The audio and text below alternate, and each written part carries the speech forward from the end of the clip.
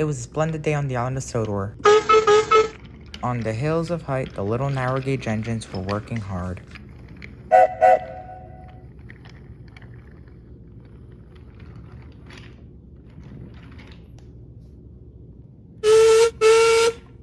Peter Sam was pulling freight cars. He loved pulling freight. And Duncan was pulling passengers. He really enjoys pulling passengers.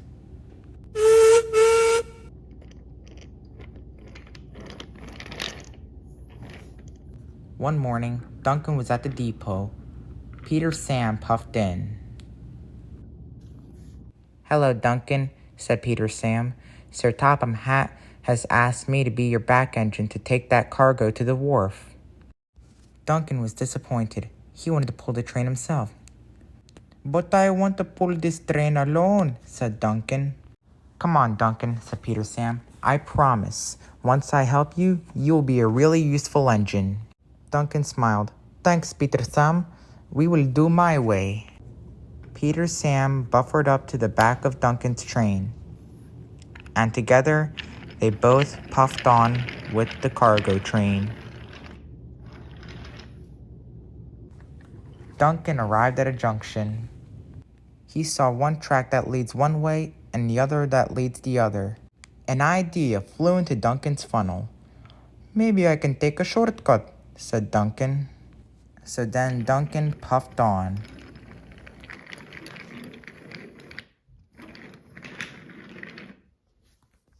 Peter Sam was worried. "What are you doing, Duncan?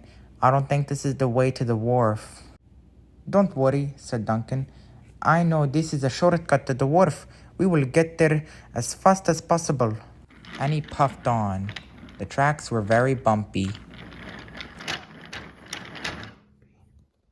Peter Sam was worried. "Careful, Duncan," said Peter Sam. "The tracks are bumpy. I don't want you to have an accident." "Don't worry, Peter Sam," said Duncan. "We will not have an accident. We will be perfectly fine." Then Duncan arrived at an old entrance. He was excited. "This must be the entrance to the wharf," he huffed to himself. And Duncan puffed on.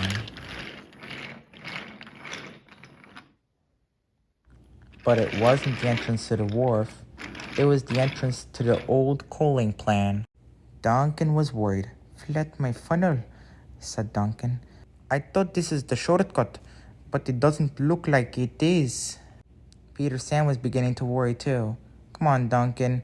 How will we find the other way?" said Peter Sam. Duncan sniffed. He did not want to be told what to do by Peter Sam. "No, thank you, Peter Sam. I can do my way. Thank you, Peter Sam."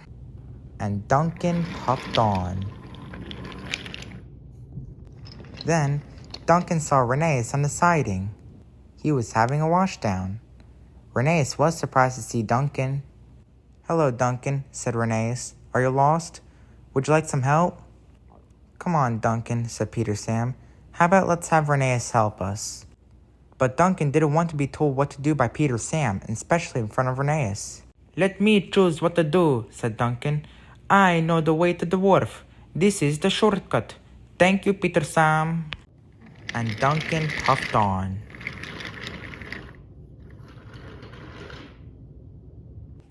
Then Duncan arrived at a crossing. Bertie the bus was there. Bertie was surprised to see Duncan and Peter Sam. "Hi guys, are you lost? Would you like some help?" asked Bertie. "Come on, Duncan, we're clearly lost," said Peter Sam. "How about let's have Bertie help us?" Duncan sniffed. He did not want to be told what to do by Peter Sam, especially in front of Bertie. "No, thank you, Peter Sam. I will decide what we do. Thank you, Peter Sam." And Duncan puffed crossly away.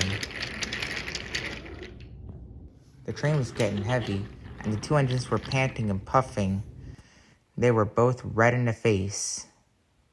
"Whew, come on, Duncan," said Peter Sam. "The train is too heavy. How about we ask someone for help?" he panted. But Duncan did not want to be told what to do by Peter Sam. "No, Peter Sam, I will do what I decide to. I can do this on my own. Plus, This is the shortcut. Thank you, Peter Sam. Then, Duncan puffed into a junction and he changed tracks. Duncan was excited. This is the shortcut. We will be at the wharf as soon as possible, he huffed to himself. But then there was trouble. Duncan did not know he was diverted into a siding. Come on, Duncan, said Peter Sam. I don't think this is a shortcut. Don't worry, Peter Sam, said Duncan. We will be out of here soon and then we will be at the wharf as soon as possible. Then Duncan biffed the buffers and came right off the tracks. Flat me funnel, cried Duncan. Now I'm off the tracks. Now what do I do? Oh dear, cried Peter Sam. Duncan felt terrible. Now I know Peter Sam was trying to help me. I should have asked Rheneas where to go. I should have asked Bertie where to go. And now I'm lost. I thought it's the shortcut, but this is the siding, and now I'm off the tracks, and it's all my fault. Peter Sam felt sorry for Duncan. Please, Peter Sam, will you help me? I know you were trying to help me. I thought I didn't need your help, but I do now. Peter Sam was happy to help. Of course, said Peter Sam. I'll be happy to help. Duncan smiled. Thank you, Peter Sam, said Duncan. With a mighty heave and a mighty hove, Peter Sam pulled Duncan back on the tracks. And together they puffed on. When Duncan saw Rheneas, he asked him, Please, Rheneas, will you help me? I'm lost and I'm in a hurry. Rheneas was happy to help. You must take this track that goes straight, said Rheneas. Thank you, Rheneas, said Duncan. And then the two friends puffed on. Then Duncan saw Bertie the bus. Please, Bertie, stop. I'm lost and I'm in a hurry. Will you help me, please? Bertie was happy to help. Take the left track, said Bertie.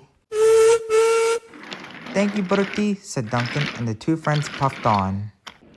At last, Duncan and Peter Sam arrived at the wharf.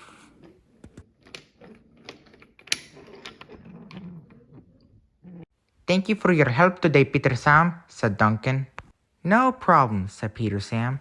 I'll be happy to help any time. And the two engines were happy.